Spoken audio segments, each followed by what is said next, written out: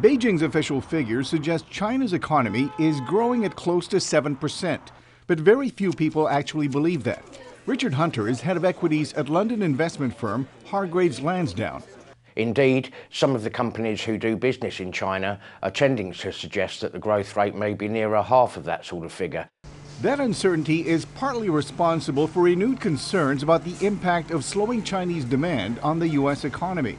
Despite a much improved job market, a high dollar exchange and low inflation makes the U.S. more vulnerable to external risks, says Federal Reserve Governor LAEL Brainard, who spoke recently to the National Association for Business Economics.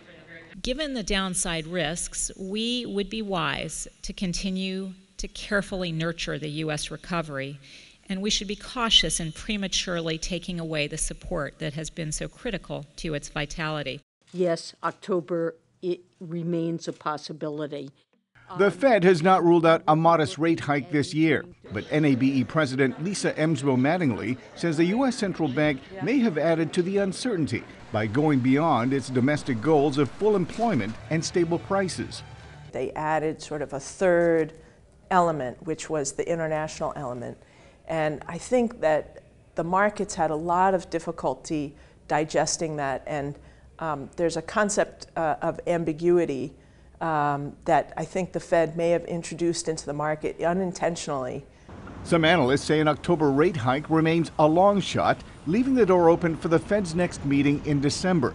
But in an interconnected global economy, experts say much will depend on the stability of emerging markets, even for the world's largest economy.